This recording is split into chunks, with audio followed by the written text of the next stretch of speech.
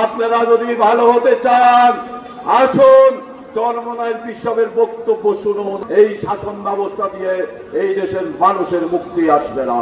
PR পদ্ধতি আপনাদের প্রথম প্রয়োজন। যেদিন আপনারা প্রার্থী ঘোষণা করবেন, আমরা তো শঙ্কিত সেদিন কোথায় কি মারামারিতে কত লোক হতাহত হয়। অতএব বিএনপির প্রথম পিআর পদ্ধতি প্রয়োজন। যারা পিআর পদ্ধতি বুঝে না, অবুঝ শিশুদেরকে জোর করে পিআর খাওয়ায় দিলে তারা সুস্থ হয়ে যাবে, স্বৈরাচারী মানসিকতা দূর হয়ে যাবে।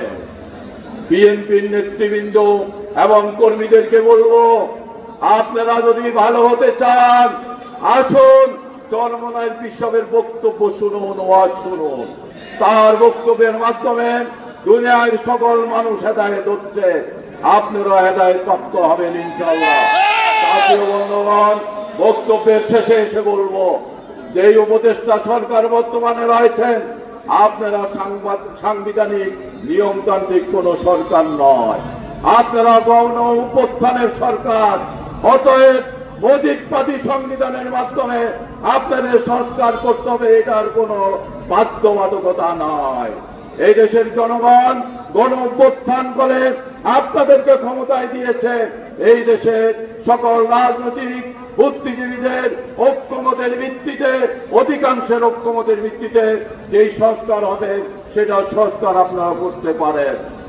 অতএব আসুন, এই দেশের মানুষকে যদি মুক্তি দিতে হয়, 53 বছরের যেই শাসন ব্যবস্থা বারবার ব্যর্থ হয়েছে, এই শাসন ব্যবস্থা দিয়ে এই দেশের মানুষের মুক্তি আসবে না।